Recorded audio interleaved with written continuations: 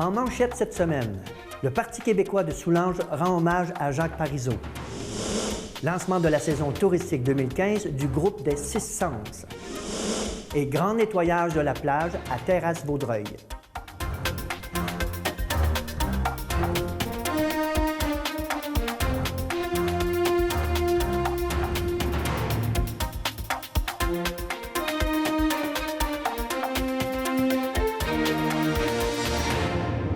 Bienvenue à votre hebdo régional. Débutons avec ce qui a secoué la classe politique dernièrement.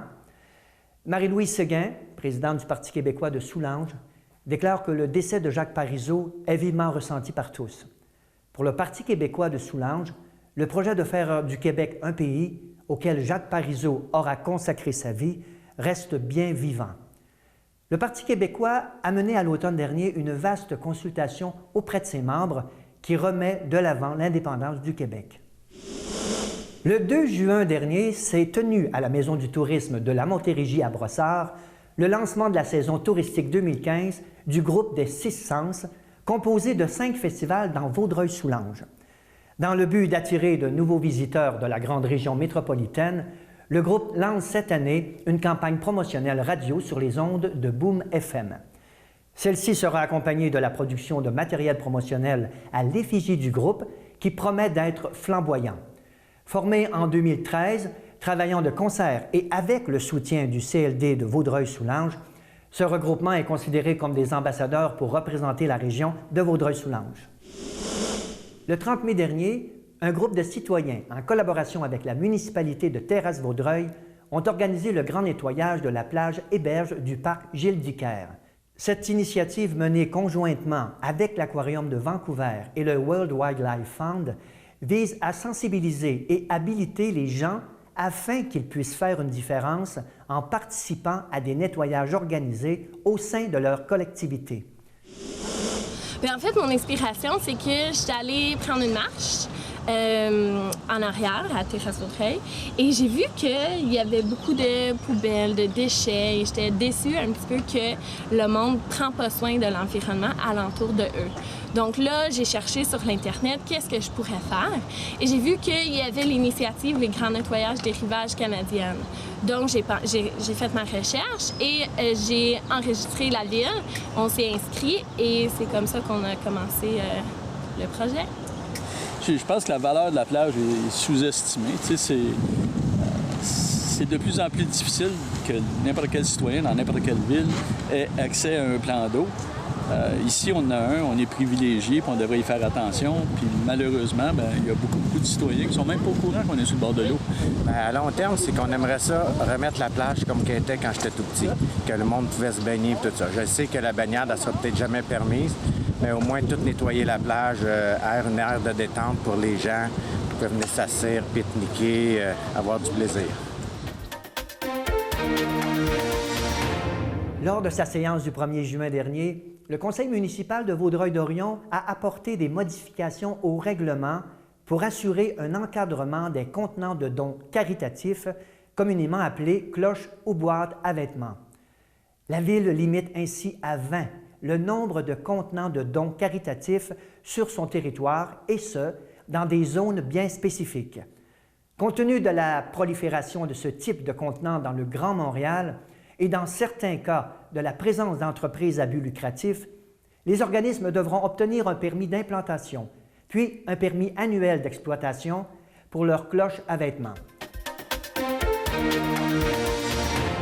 Le 2 juin dernier, au théâtre Paul-Émile Meloche du campus de la Cité des Jeunes, le Centre intégré de santé et de services sociaux de la Montérégie-Ouest a eu le plaisir d'inviter la population de Vaudreuil-Soulanges à la soirée de clôture du projet Hors les murs 2015.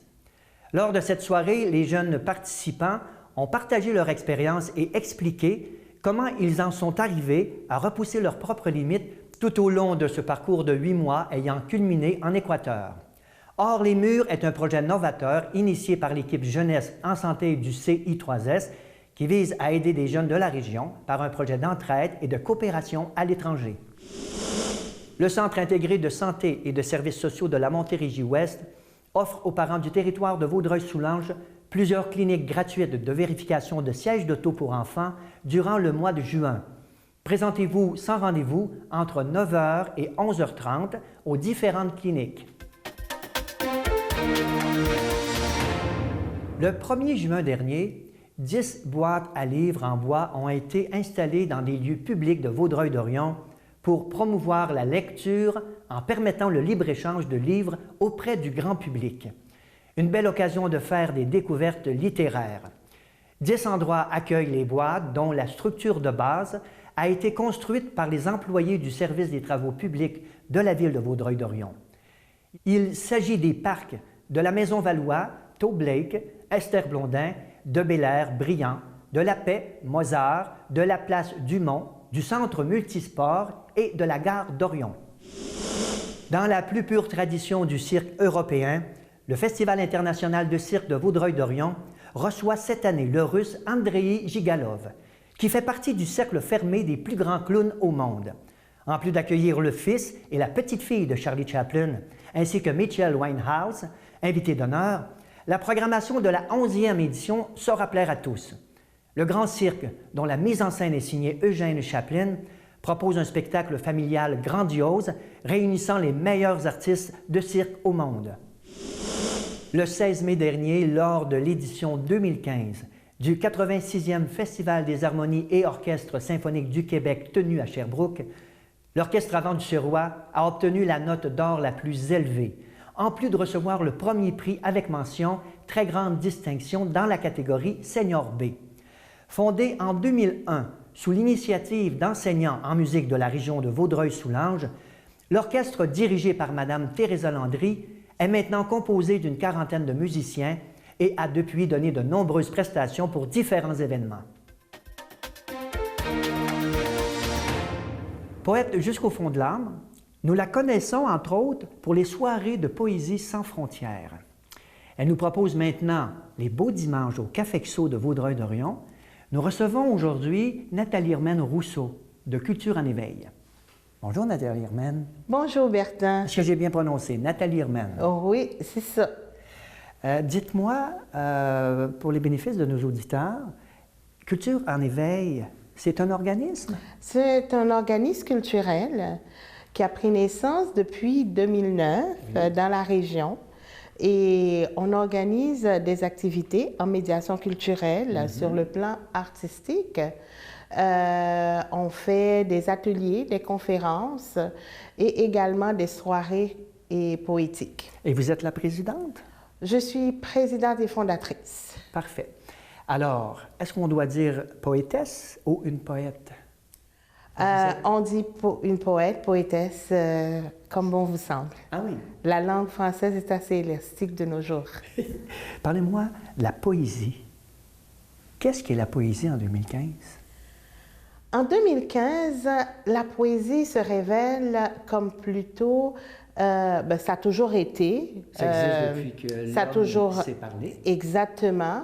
Et ça a toujours été l'âme la plus facile pour utiliser, pour s'exprimer pour certaines choses. Mais par contre, en 2015, on a plusieurs tendances. Et on a une relève, on parle du slam, on parle du rap supposément, on parle du spoken word. Il y a différents types, mais par contre, l'essentiel, c'est que tout le monde s'exprime et avec la facilité de l'écriture. Et il y en Donc, a... c'est les jeux de mots. C'est les jeux de mots. Et il y en a qui vont faire de la poésie et qui vont lui rajouter une musique. Exactement. Donc, alors, ça évolue. devient des auteurs. Ah, oui. Ça évolue sous différentes formes. Mais par contre, l'essence même de la poésie reste. Oui. C'est quoi? C'est le moyen pour s'exprimer, pour laisser parler le cœur. Il y a certaines règles, bien entendu, mais dépendamment du style qu'on choisit. Mais Culture en éveil essaie plutôt de rassembler tout le monde. Donc, on est plutôt multiethnique, multigénérationnel. C'est un peu la mission à travers la poésie. C'est notre mission à travers la poésie. La diversité culturelle donne un autre goût. C'est une épice qu'on ajoute dans la vie d'une région. dans sa propre vie en même Ouais. temps. Ouais. Donc, je pense que Culture en éveil a sa mission qui est de l'acceptation et la médiation culturelle, l'intégration dans toute Vaudreuil-Soulanges. Et lentement et sûrement, on va y arriver. Nathalie Herman, vous avez participé à plusieurs soirées de poésie dans Vaudreuil-Soulanges. Oui, effectivement. Allons voir un extrait. J'avançais rapidement vers la réalité, une plurie de couleurs humaines pour enjoliver la terre. L'invention du mot culture pour épicer la vie. Un contraste de pouvoir, une nuance de supériorité pour illusionner le bien-être. Perdu dans l'au-delà du firmament, je me cherche sur cette terre. Les yeux fermés, grand ouvert. Sur cette terre, polluée par la créativité de l'être humain, immergé dans les superflus de la société. Alors, qu'est-ce que vous pouvez me dire sur l'événement sur la soirée qu'on vient de voir? Là, comme vous pouvez voir, Bertin, j'étais un petit peu plus jeune. Donc, c'est juste pour dire que c'est un, Il y a combien c'est un des premiers. Ouais. Mais, et comme vous pouvez voir dans l'extrait, la poésie que moi, je fais, c'est une poésie mimée. C'est un mélange de théâtre et d'écriture. Alors, Donc, vous récitez de la prose Oui. tout en jouant. Oui, exactement. Rare des fois que je fais des lectures. Alors, devant un Donc, lutrin et tout oui. ça, c'est Et assez même rare. quand je fais mes lectures, il y a toujours un montage avec. Donc, qui rend mes présentations ou mes prestations plutôt plus vivantes. Ouais. Donc, ça attire un autre public également. Parce que n'oubliez pas, comme je vous ai mentionné, le but de Culture en éveil, c'est d'être multigénérationnel et multiethnique. Donc, dans toutes les soirées qu'on organise, il y a toujours... Multidisciplinaire. Et multidisciplinaire, exactement. Théâtre, chant, exactement. danse, et tout. Oui. Donc, on a toujours, même des enfants, des fois, viennent. On a un peu pour tout le monde. Et tout le monde en trouve pour leur goût, là, tu vois. Donc, on a, comme pour ne pas aller plus loin, en décembre, on a organisé Noël des poètes aussi. Donc, qui avait des contes et quoi. Donc, on essaie pas mal de rassembler tout le monde autour de l'écriture. Vous faites ces soirées de poésie, on appelle ça les beaux dimanches, au Café XO. Oui. Donnez-moi un exemple, on s'en va là et on écoute. les OK, poètes. je vais vous expliquer le concept. Café XO, c'est un nouveau café qui vient de naître à Vaudreuil, sur la rue Saint-Charles. Donc, j'ai trouvé que l'espace était assez artistique et j'ai parlé au propriétaire qui se nomme Dominique et il a embarqué dans ma folie. Donc, là, ce qu'on aura, c'est ouvert au public, c'est en face de l'eau, c'est assez romantique, cosy. C'est quand même structuré. Donc, là. oui, Ouais, non, mais non, c'est sur la terrasse qu'on va faire.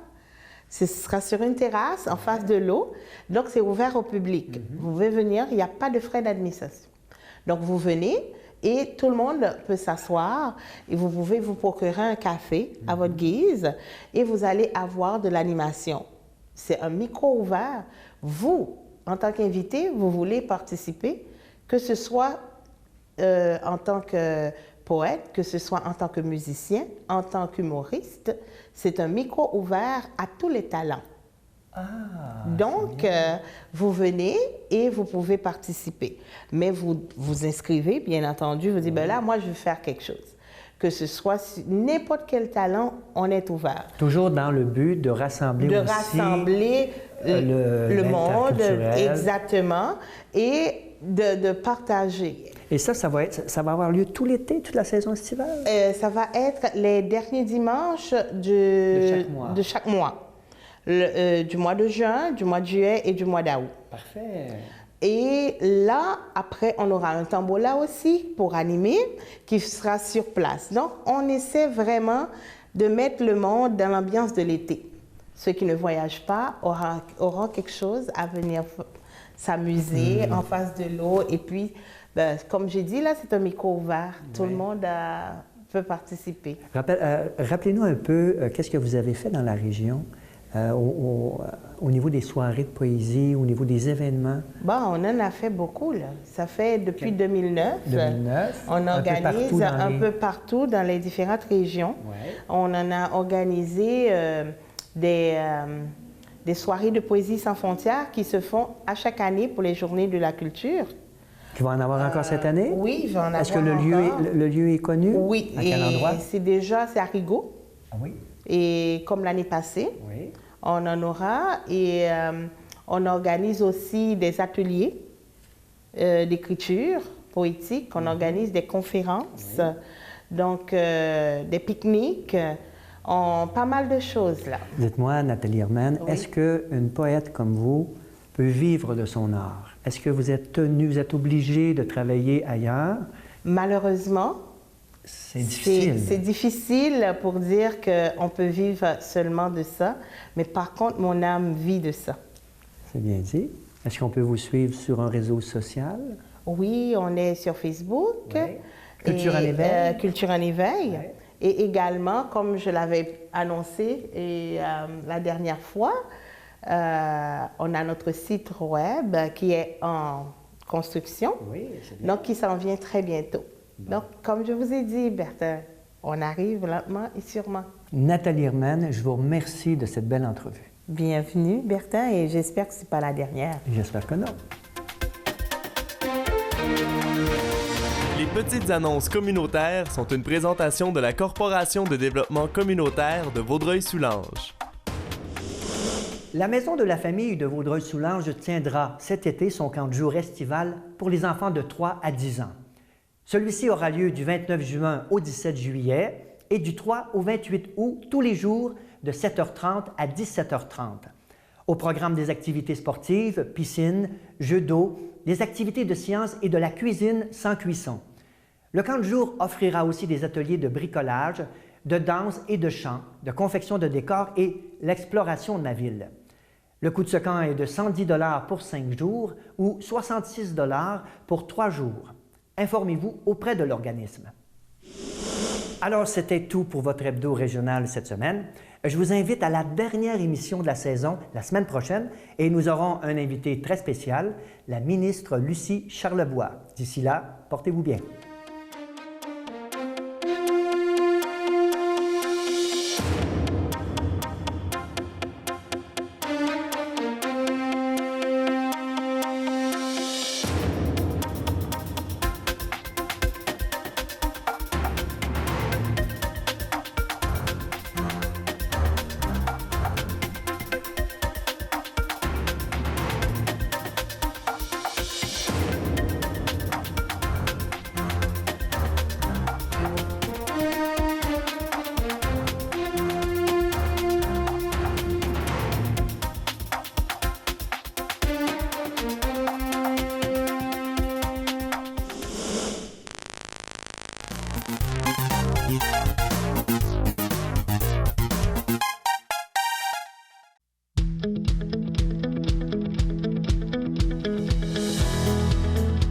Les avantages d'avoir des entreprises d'économie sociale sur leur territoire, ils sont nombreux, mais pas nécessairement associés au profit, comme on l'entend habituellement, plus d'argent, plus de bénéfices économiques.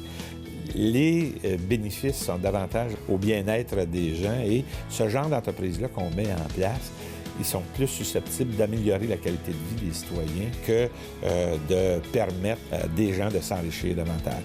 C'est que ça remet à la communauté tout l'argent généré par l'activité de cette entreprise-là. Étant donné que les entreprises d'économie sociale, ce sont des entreprises habituellement locales ou à tout le moins régionales, l'argent reste dans la communauté. Il n'y a pas personne qui se met plus riche avec les profits qu'on peut faire, mais cependant, l'entreprise est plus riche en emplois.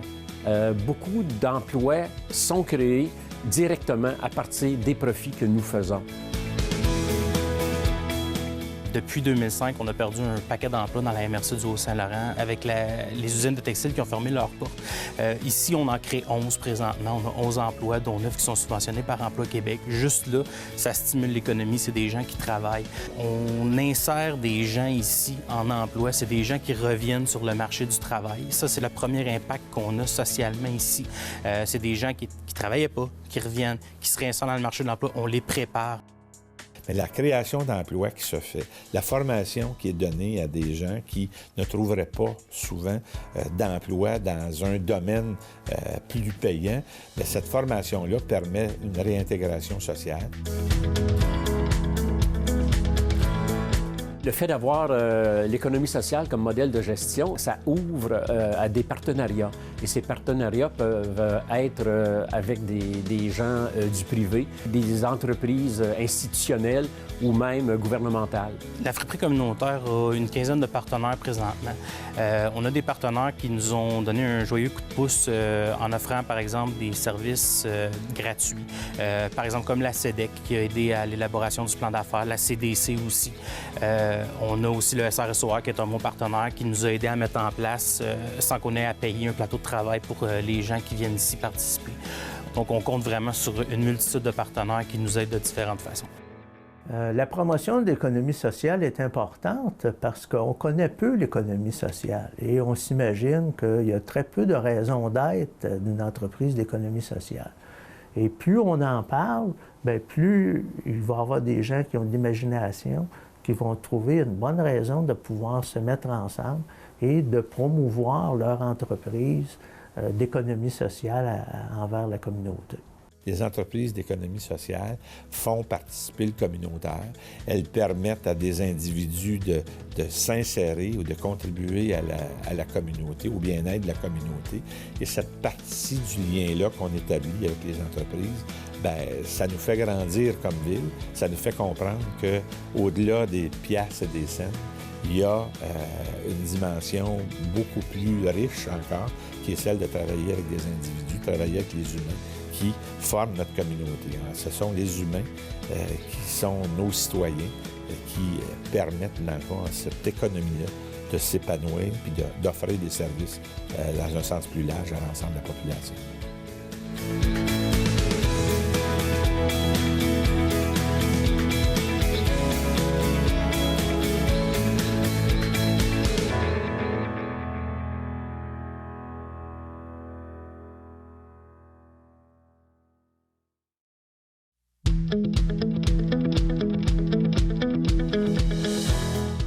Sourires sans fin est un organisme sans but lucratif qui œuvre principalement auprès des familles et des personnes défavorisées. Les volets sécurité alimentaire parlent de cuisine collective, distribution de denrées alimentaires, club d'achat. Et avec le volet famille-enfance, nous offrons la halte garderie, des ateliers parents-enfants, des ateliers seulement pour les parents, des enfants en défis particuliers. Alors, c'est un peu le résumé de notre grande action. Et depuis quelques années, nous avons décidé d'opérer une friperie, qui est le volet entreprise d'économie sociale de l'organisme. Alors, l'idée de partir la boutique du Bambin, qui a été longuement réfléchie par le conseil d'administration, était d'aider les familles en ce qui concerne l'habillement, les jouets, tout ce qu'un enfant de 0 à 6 ans et un peu plus peut avoir de besoin, peut nécessiter pour se développer. Et de plus, elle a toute la mission environnementale qu'on doit considérer dans une entreprise. On voit le développement durable, et bien on doit penser au lendemain et c'est ce qu'on fait avec la récupération de tout ce matériel pour les jeunes familles.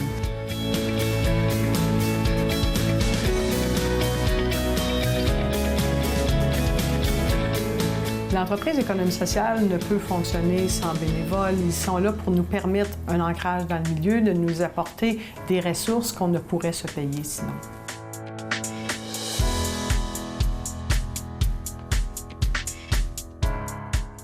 Le bénévolat m'apporte en premier lieu l'occasion de sortir de chez moi, de rencontrer des gens. Après ça, ça m'apporte une certaine valeur où est-ce que je me sens utile et importante, surtout au niveau de ma communauté. Le volet de l'entreprise d'économie sociale au sein d'un organisme communautaire permet à l'organisme une plus grande autonomie financière qui favorise le développement de différentes activités selon la mission de l'organisme et il génère des fonds. Alors, on crée de l'emploi en offrant des services à la population et d'un autre côté, les retombées économiques reviennent à l'organisme pour faciliter la réalisation de notre mission.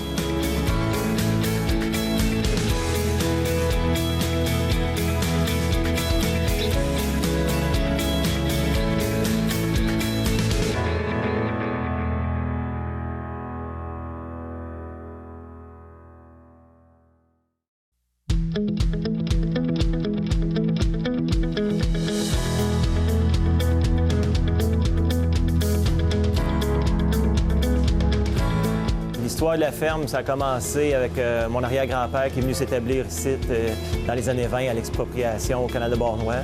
Puis ça s'est transféré à mon grand-père, mon père, puis maintenant c'est moi et mon frère qui sommes propriétaires.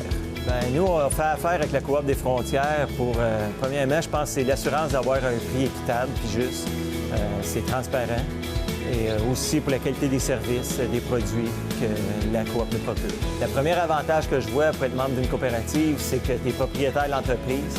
Ça veut dire que tu peux participer à la prise de décision pour la gestion et l'orientation de ton entreprise avec qui tu fais affaire. C'est un avantage qui n'est pas négligeable. Puis ensuite, c'est sûr, il y a toujours la ristourne, qui est une différence que tu n'auras pas quand tu fais affaire avec une autre entreprise dans le privé.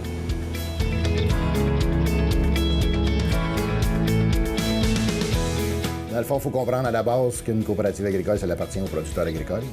Et eux, en assemblée annuelle, se votent des administrateurs. Donc, il y a 7 administrateurs à la coop. Puis eux, ensuite, se nomment un directeur général. Nous avons environ 900 producteurs sur notre territoire. Puis principalement, ça se retrouve dans le territoire des 3 MRC, le Vaudreuil-Soulanges, Haut-Saint-Laurent, puis Beauharnois-Salaberry. Et on a 350 membres actifs dans ces 900 producteurs-là. La Coop est impliquée dans 5 secteurs d'activité, dont les productions animales, les productions végétales, les quincailleries, les produits pétroliers et la commercialisation des grains. En fait, on utilise presque tous les produits qui sont en vente à la Coop, que ce soit les aliments pour bétail, tout ce qui est intrant dans le végétal, carburant, puis on vend notre grain à la Coop aussi. On l'utilise presque à plein potentiel, quasiment à 100%.